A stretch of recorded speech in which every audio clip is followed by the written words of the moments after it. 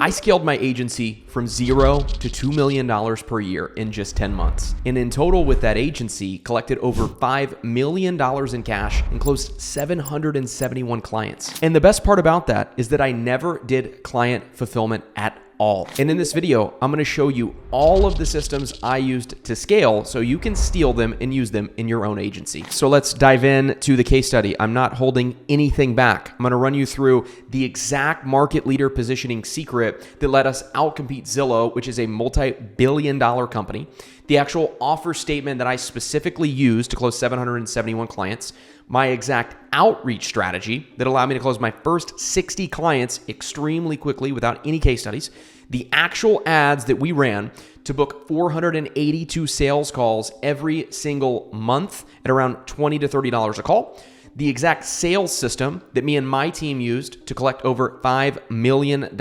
in deals.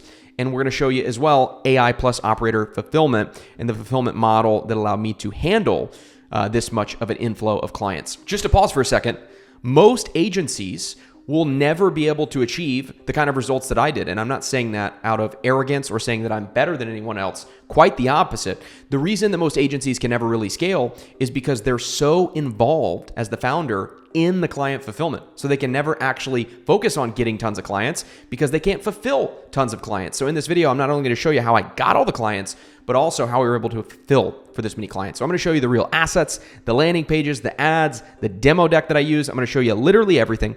And whether you're wanting to start an agency right now, I want you to hear this. If you're brand new, you're just getting started, or you're stuck between 5 and 30K a month and you're trying to figure out why nothing seems to be working, what I'm about to walk through is the exact realization that I had that changed everything in the system that made signing 20 clients a month literally seem like a bad month. So let's dive in. To really understand why this system worked so well for me, I need to give you context on how I actually figured it out. Because I didn't start with some master plan. I started by making a bunch of mistakes, spending a bunch of money as well, and then eventually just being able to connect the dots. So I actually had a podcast that started it all. In 2018, before I ever had an agency, I had a podcast that was called The No Excuses Show. And through that podcast, I interviewed some amazing entrepreneurs, people like Grant Cardone, Dan Martell, Frank Kern, Iman Gadzhi.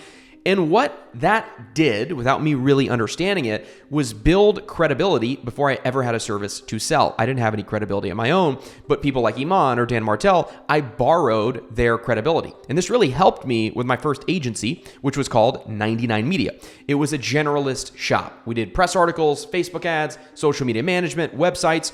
We literally did whatever someone would pay us for. This is kind of a funny story, but I would close a deal and then I would tell my business partner, hey man, we got to build somebody a website. And this was obviously in 2018 or 2019. AI tools were not as advanced, as they are now. You actually had to be pretty talented to build a website. You couldn't just build one with AI. And so we literally would just get paid. I would figure out some deal to sell someone because they kind of trusted us.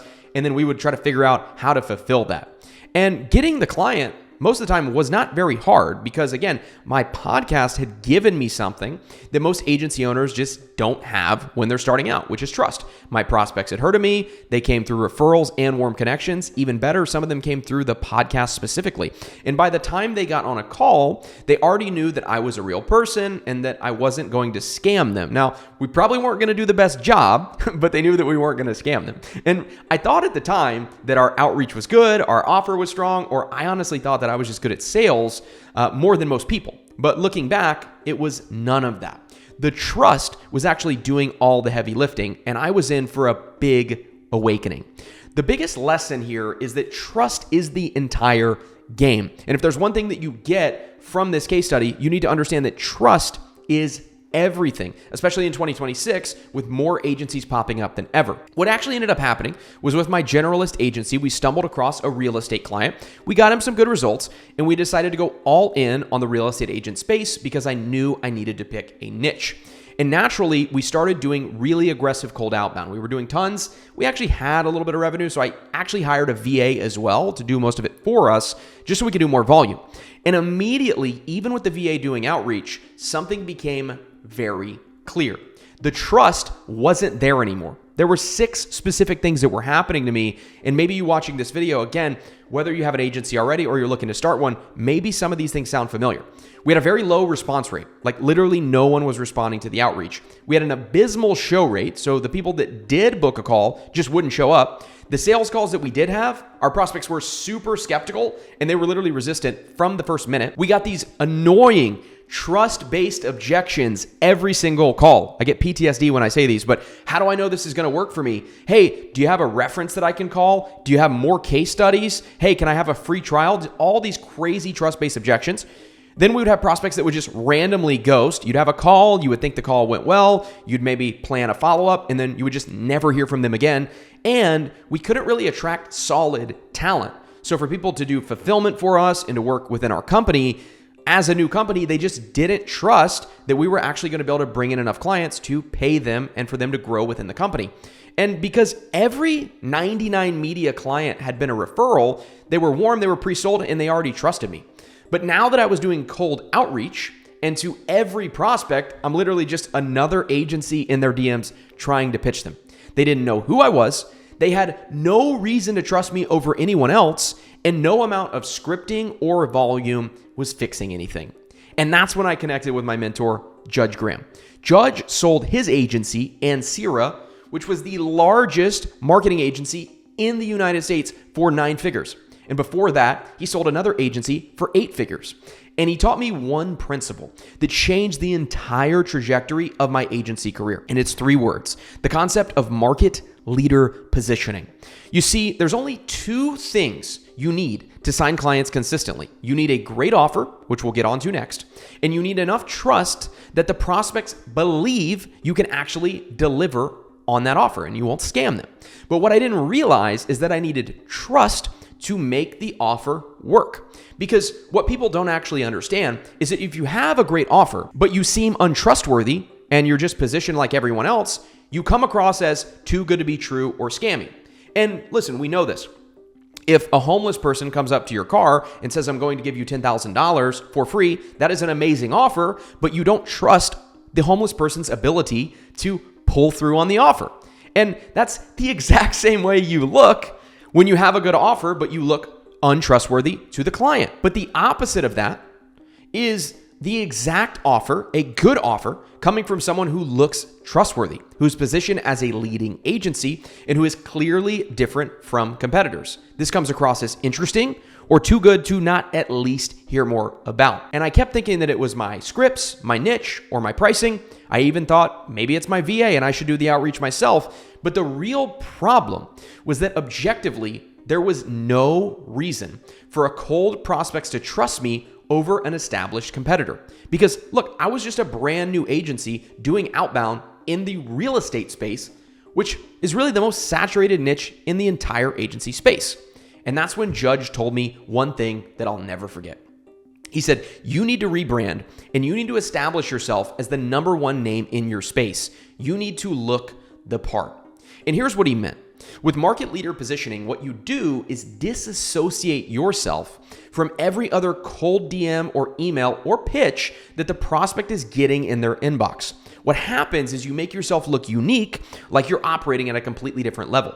So when somebody saw our cold message or our ad and they went to look us up online, they didn't just see another random agency trying to scam me with a too good to be true offer. What they saw instead was an agency that understands their problems better than anyone else that they've seen, and what looked like the most established, legitimate partner specifically for them and their business goals. And it's like immediately becoming 10 times more attractive and interesting than everyone else trying to DM the same girl. What happens is you immediately become more trustworthy than 99% of your competitors. And this is a genuine superpower when it comes to cold outreach. And the craziest part is we didn't actually need to change anything about what we were saying, even though most people still need to get this dialed in for most of you watching. We needed to change how we were perceived when we said it. And the beauty was he told us to do this even though we were a super new agency, we had minimal case studies, and there were other agencies that blew us out of the water with results. And that's exactly what we did. But I want to pause for a moment because the thing that most people don't understand about market leader positioning is you're really just positioning yourself as a market leader. You don't actually have to be the market leader. Likely, the space that you're playing in right now has billion-dollar companies inside of it, companies with literally unlimited budgets. You probably will never be the actual market leader in your space, but it's a whole different story to appear as the market leader because, again, trust is everything. And especially in this day and age when there's more agencies popping up than ever, you really have to ask yourself, how do I stand out from the next guy or gal who just started an agency and is running an offer in my niche? Well, likely you don't. And that's why the market leader positioning is so important. And so for us, there was one fix that made us around $5 million. We rebranded and completely overhauled all of our positioning. We were in the exact same market. We didn't change anything about who we work with, or really, we didn't even change what we did, but we had completely different results because now the positioning actually worked. And the thing is, our V1 offer finally had the trust behind it to make people actually believe it, to respond to our outreach, to show up to calls and actually be excited to get on a call with us and listen to what we have to say. And over the course of my agency journey, I invested $30,000 into my brand, my website, and my entire visual identity. And while that might sound like a lot of money, that $30K investment ended up being a 16,500% ROI because Leadjolt, my agency, went on to collect over $5 million in cash. So the first scenario is the 99 Media. Trust happened by accident. I had this podcast, people knew me already, and the podcast created results for us without me even trying. And with Leadjolt, my agency, we built trust intentionally and systematically. And this is really the difference between getting lucky with a few referrals and building an actual machine. And with this, we went on a client signing sprint. And I went on to build the full pre-selling system that made me over $2 million in the next 10 months. And one important note, with 99 Media, it was extremely inconsistent. We might have a month where we do 10K or 12K, and then we would have the next month where we would do 0. Because of the way that we got clients, it was completely organic, it was completely referral. There was no way to systemize that. And that was really the biggest reason why I knew I had to pick a niche. But even when I did, until I had the market leader positioning figured out, we didn't get results. And look, I built what I call the pre-sold client engine. It starts first with market leader positioning because that is the foundation of trust that everything else is built on top of. But there really are 5 pillars. You have pillar number 1, which is the hybrid offer. Number 2, the demand engine. Number 3, the scalable selling system. Number 4, assembly line fulfillment. And number 5, being my favorite, founder removal. So every piece in the pre-sold client engine builds on top of the one before it. That's why it works so well. So what MLP did was give us the superpower of trust and made the hybrid offer actually perform. The hybrid offer makes the demand engine perform. The demand engine fills the sales calendar, and the sales system converts those calls on the calendar into clients. In the fulfillment model, this is very important, and a lot of people underplay this, let us handle the volume without burning out. To go back to what I said earlier in the video, most people can never really have a demand engine that is pumping, at full steam because they can't actually handle that many new clients because their fulfillment process is completely broken. And with that said, really where most agency owners start after working with hundreds of agency owners one-on-one and thousands within various programs, really tens of thousands, what I see most agency owners do is they start at pillar 2. They jump straight into outreach or ads without ever building the foundation. And then they wonder, why does nothing actually work? Because they think the problem is their DM script or their ad creative or their niche, when the real problem is that they skipped the entire thing that makes everything else function. Trust and the right online positioning to have more trust than anyone else. And by the way, just as a quick side note, if you want this entire doc that I'm going through right now, DM me 2M on Instagram at John Danes, and I will send it over to you for free so you can follow alongside the video. But let me show you what each piece looked like when I built it the right way, starting with the foundation. Now, market leader positioning is obviously the foundation, and in my opinion, it is the most important part because perception is reality when it comes to getting clients. If you look like an established, legitimate agency, well, in your prospect's mind, That's what you are, even if you started only 2 weeks ago. And if you look like you're running things out of your mom's basement, even if you are, no amount of outreach is going to overcome that. Because your prospects will look you up. They will Google your company name. They will check out your Instagram, your LinkedIn, and your website. And within 30 seconds, they decide whether or not they want to respond to your message or show up to your call. Now, I want you to think about this in the frame of the biggest agencies in the world. Now, you may not have the goal of making 7 figures or 8 figures or 9 figures, but these big agencies have so many lessons that the little guys like us can actually learn from. So think about these big agencies like McKinsey, Deloitte, or WPP. What they have is offices, awards, headcounts, press coverage, and tons of money. And what all of that does is build trust at a massive scale. And that's why they sign enormous deals without doing much outbound at all. I remember seeing a McKinsey proposal on Twitter one time, and it's like $200,000 a month, and it's like a 24-month contract. And you don't see them running Facebook ads. But you can't copy a 50-year track record, billions of dollars in revenue generated, and 10,000 employees. But what you can copy is the principles behind why their positioning and the best companies in the world's positioning actually works. So there are 4 components of market leader positioning. And what I found is they break into niche, name, brand, and funnel. So to dive into components 1 and 2, niche and name. For me, my niche was real estate agents, not businesses, not local businesses, definitely not anyone who will pay us, because trust me, I learned that lesson the hard way with 99 Media. But look, agents had money. They were already spending it on marketing, and they had a clear pain point. They need more business. And the more specific you are about who you serve, the better your market leader positioning will be, and the more trust you build before you ever send a single message. I'm going to look at the camera when I say this, but a lot of my one-on-one clients are very nervous about picking a niche. They feel like by picking a niche, they're shutting themselves off to any other niches. But here's what you have to understand. The goal is to be a market leader. You want to be a category king, and you can't be a market leader unless you pick a market.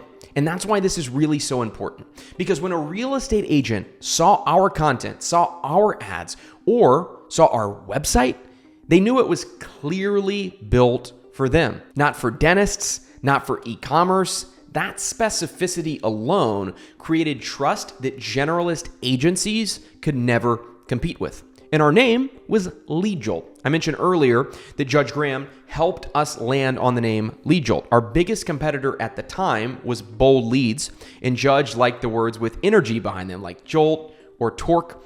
He actually suggested Jolt Leads first. I didn't like that because I thought it sounded too similar to our biggest competitor, so I flipped it. I found the domain on GoDaddy. It was $1,300, and I bought it immediately. Now, you don't have to buy a multi-$1,000 domain, but the idea behind this is your name is the very first trust signal a prospect sees.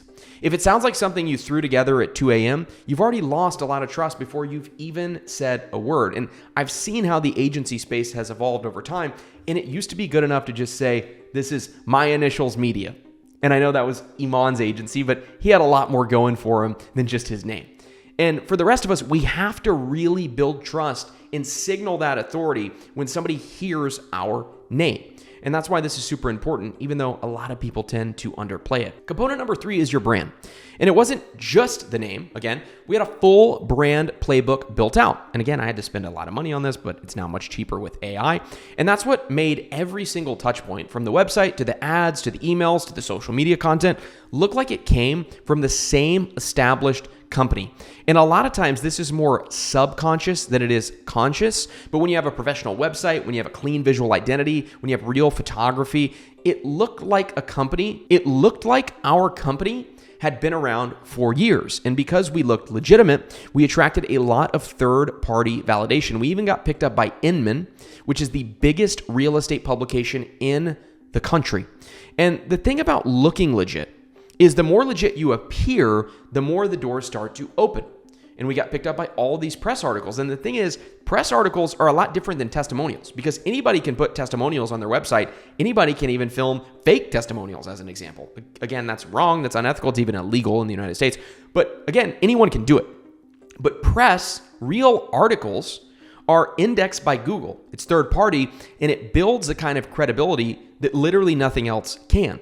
And this was one of the many reasons that we competed with Zillow, once again, a billion-dollar company, in the most saturated niche in the agency space.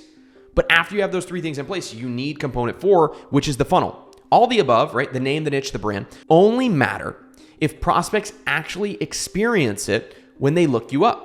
So let me walk you through exactly what a Leadjolt prospect experienced before they ever spoke to a salesperson.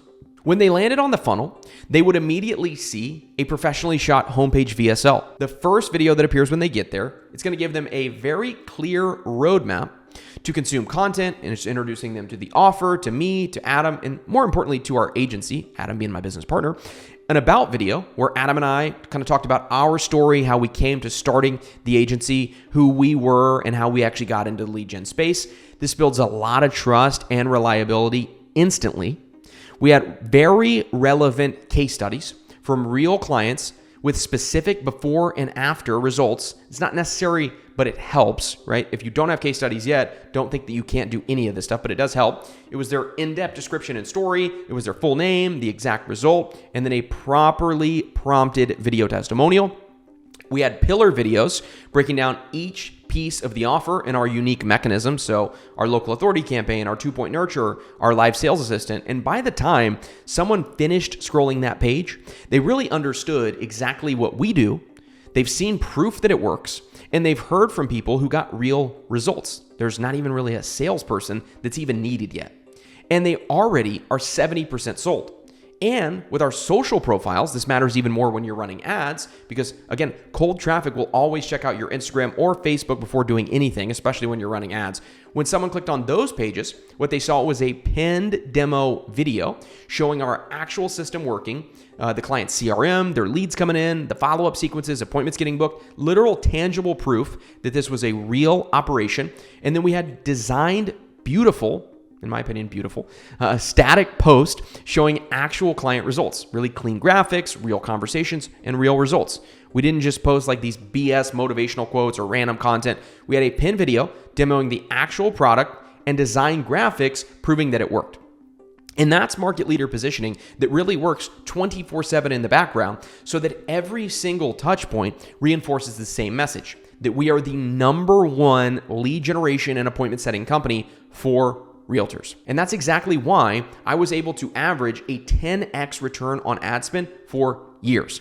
It wasn't because of advanced media buying, although that does help. It was because of the foundation making everything convert at rates that would be impossible without it. So after that market leader positioning in place, which does so much of the heavy lifting, you have the hybrid offer. So again, market leader positioning, it gets the prospects in the door and it makes them trust you, but trust alone doesn't close deals. You need an offer that makes saying no feel like a mistake. And at Leadjolt, our offer went through 3 major iterations, and each one taught me something about what actually makes people buy. So version 1, being the cheapest, was what we call an addition service. The prospect got 100 leads guaranteed in 90 days, and it was $9.97 a month. This is pretty self-explanatory. We ran Facebook ads for realtors. We guaranteed them 100 leads. It worked. We got clients. But we quickly ran into a problem. We were delivering exactly what we promised, and our clients were still very unhappy. We were getting hundreds of leads dumped in their inbox, and the reason being is because getting 100 leads dumped into your inbox when you're a busy real estate agent who already doesn't have time to follow up, that doesn't really help you. It actually adds stress instead of removing it. And so we realized that addition service isn't enough. In V2, we added in some subtraction. So we would generate them those 100 leads, and then they would get 15 appointments in 90 days. That was $14.97 a month. So what we did was add text and email follow-up with automated sequences that nurtured the leads after they came in. Now, the clients were much happier because they weren't drowning in uncontacted leads anymore, but we still weren't really solving the full problem, and I wanted to charge more. And really an important thing is, if you want to charge more, the easiest way to do it is just add more value. And that's V3, the offer that made us the most amount of money kept clients the longest, and clients got the best results with it. And this was a full hybrid offer. We guaranteed 30 appointments in 16 weeks, and this was a minimum of $24.97 per month. And really, this is where everything clicked. We added a live sales assistant, which was a real human, calling every lead 8 to 12 times, qualifying them, and booking appointments directly on the agent's calendar. So just to kind of show you exactly the breakdown and proof of this is what I call a hybrid offer. Now, you don't need to necessarily copy this offer specifically, but you have to understand really the psychology behind why this works. So I call this a hybrid offer because it adds what the client wants: more leads, more appointments, more clients, more revenue, and it subtracts what they don't want: the time, the effort, the follow-up, the stress. So this was our full V3 offer. We generated all of the leads for the agent. We handled all of the follow-up via text, email, and phone call. And then we handed the prospect booked appointments directly on the calendar. And the best part is, it was guaranteed. And when you have an offer like that, the prospect genuinely feels stupid saying no, because you're telling them, we will make you money and save you time simultaneously. And just to look back at the camera for a sec, I want to talk about offers because this is super important. If you have good market leader positioning and you have a good offer, you are 80% of the way there. And what people don't tend to understand is when you are pitching your offer right now, what's probably happening is the prospect feels it would be a bigger risk to work with you than to not work with you. And if that is how they feel, you have a massive problem on your hands because likely you don't have a hybrid offer that makes the client money and saves them time. And an important note on hybrid offers, the reason they work so well is because the prospect wants you to continue doing it forever and ever and ever. If you're making them money and saving them time, why would they ever want you to stop? I give the example of a financial advisor. Let's say you have a really good financial advisor and they're making you, let's just say 15% on your investment year over year, and they take a fee for doing so. Well, would you ever want to fire them? Would you ever want them to stop? Of course not. They're growing your money on autopilot. You don't have to worry about it. You don't have to touch it. It takes no work on your end. It's fully being managed for you. And that's really an example of what a functioning hybrid offer actually looks like. Again, this is not for financial advisors, but this is just an idea behind some of that psychology of when you are making someone money and saving them time, they're always going to want to work with you. But here's what most people miss. I could actually describe this offer in one single sentence. We help real estate agents generate leads, follow up, and put booked appointments on their calendar, literally guaranteed. That one sentence outperformed literally every optimized script in our space because the offer was so clear and so compelling that stating it was the pitch. And the best proof of how powerful the market leader positioning plus offer combination is, I recorded a random selfie ad in my friend's living room with bad lighting, no production. It was just me literally talking to my phone. And that single ad generated $1.1 million in revenue. And this is a little screenshot from my tax return.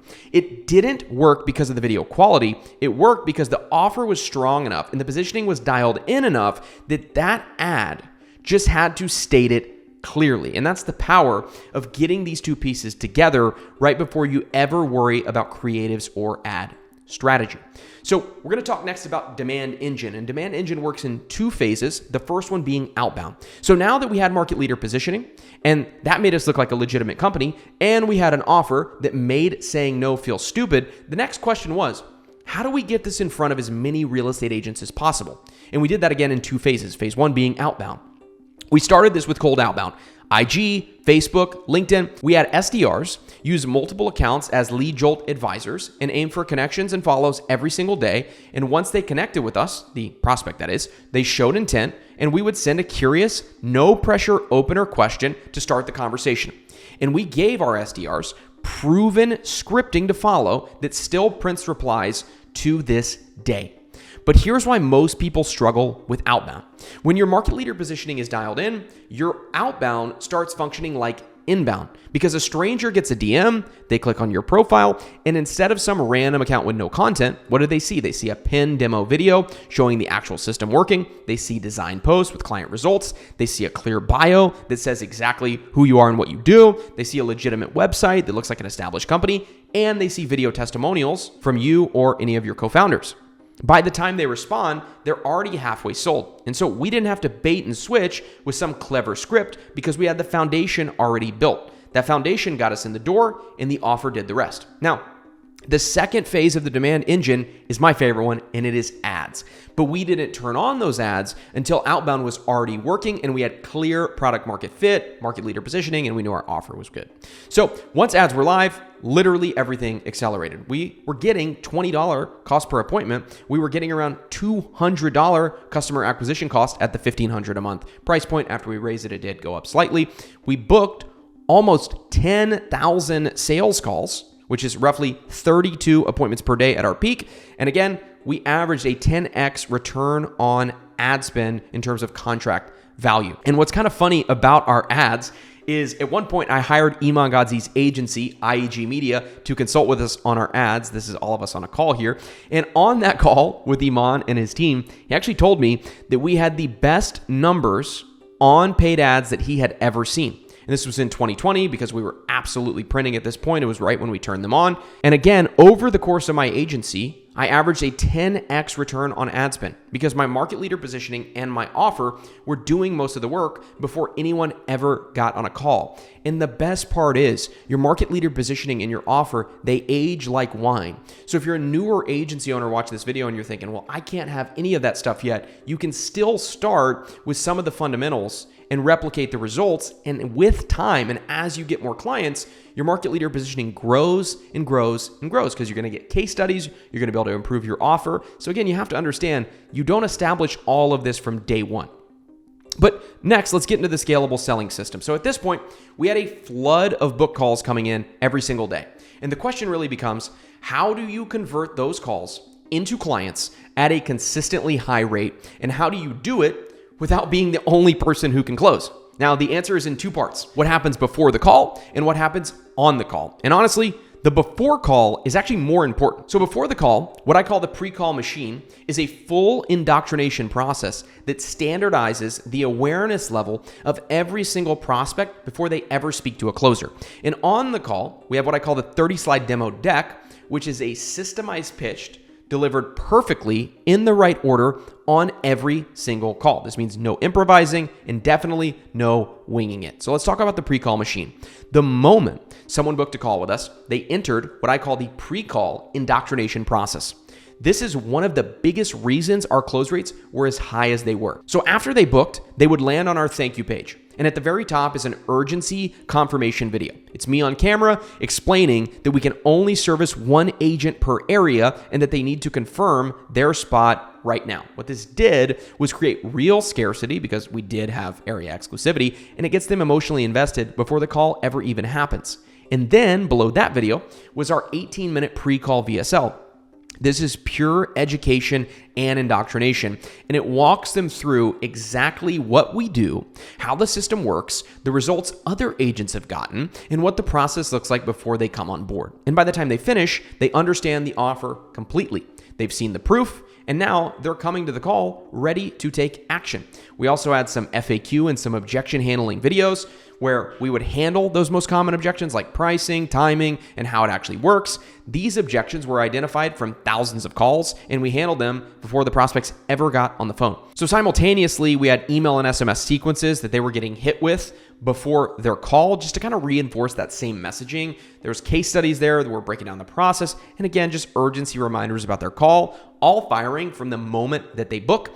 And on top of that, we had a setter triage happening. So before the prospects actually get on a call with the closer, a setter would triage the lead. They would confirm, have they watched the pre-call VSL? Have they consumed the content? Do they understand what we do? If they haven't, we would just reschedule the call. And really what a pre-call process does is it standardizes the awareness level of every single person who gets on a call. And that's how we would maintain consistency at scale.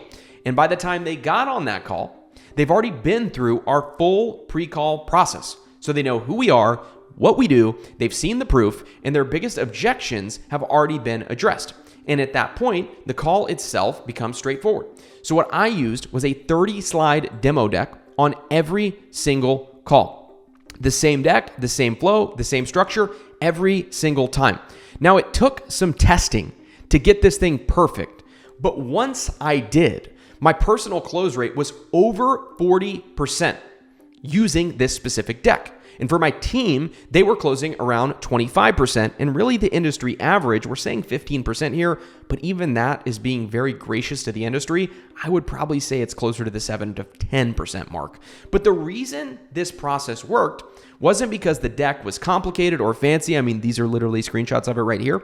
It was because it was the same every single time. The pitch was delivered perfectly in the right order on every call, no improvising, and definitely no winging it. And because it was systemized, any trained rep could deliver it at nearly the same success rate. And speaking of trained reps, we had a very good process for ramping up new reps. We didn't just hand someone a deck and say, here you go, ready to rock and roll. We had a full ramping manual, which is a complete onboarding document that walks our team members through literally everything.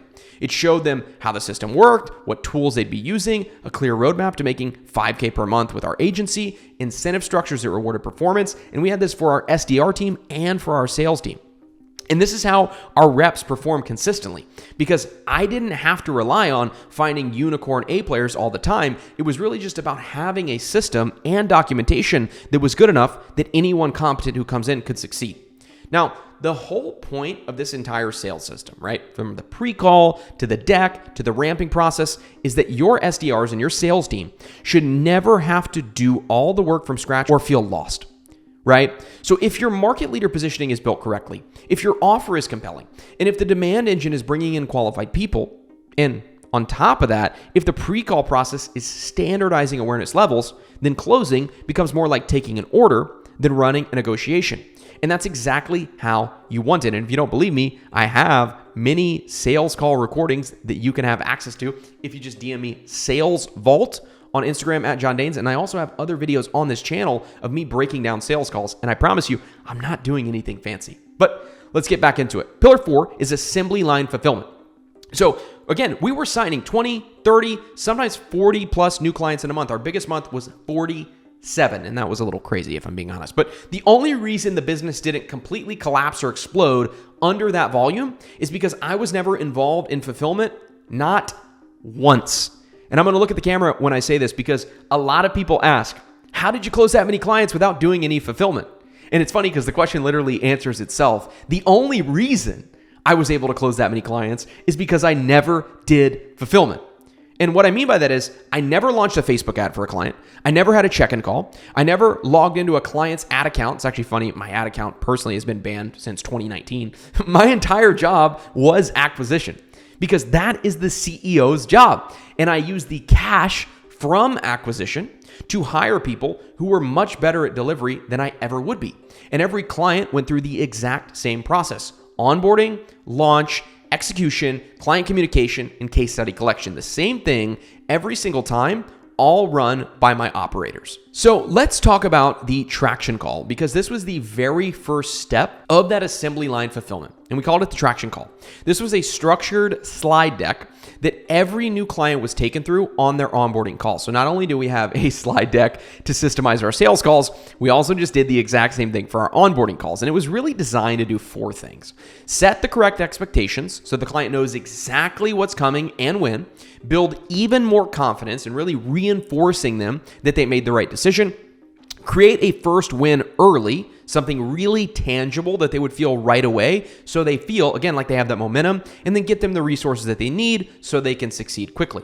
And any team member on my team could run this call. Very similar to my sales process, because it's the same deck, same flow, same experience every single time. And that's what makes it an assembly line. It's not dependent on one specific person being amazing. It's a scalable asset. We also had very systemized operations, because the traction call was really just the start. Every single role had very documented SOPs plus Loom recordings walking through every single SOP and how to use every single resource. So when we needed to hire someone, we weren't starting from scratch. We gave them the docs, they watched the Looms, they would shadow for a few days, and then they were optional. And I'm just going to be honest, this is the only way that you can sign over 40 clients in a month without literally everything falling apart and you wanting to jump off a bridge. Now, the fulfillment model in my agency required a real team, and that was the old model. It had a ceiling, which brings me to why all of this matters even more right now. Because there was 3 major lessons that I learned. Because when I get into this system and how it works even better in 2026, I want to be real about what I got wrong, because the mistakes are just as valuable as the wins. And I see agency owners making these mistakes every single day. Now, lesson 1 is not niching down early enough. I talked about 99 Media being a generalist shop earlier, and that was my first major mistake. When you serve everyone, you serve no one, because you have vague messaging, generic outreach, and you have case studies that don't really resonate with a specific avatar. The moment we went all in on real estate agents, everything changed because our messaging got clearer, our outreach got sharper, close rates went up, and content actually resonated, because specificity builds trust in a way that nothing else can. And again, how are you going to be a market leader and you don't have a market? Lesson 2 is the name dilemma. I mentioned the naming situation, and I want to expand on that because it's a mistake that I see constantly. After the cease and desist from the National Association of Realtors, we had to change our name from Realtor Domination fast. They actually email you and they say, hey, we're going to sue you if you don't change your name, and you got like 48 hours to do so. So in a panic mode, we picked Commission Accelerator. Terrible name. And here's the reasons why. It's too long. Number 1, the domain had a dash in it, so we didn't even get commissionaccelerator.com. We got commission-accelerator.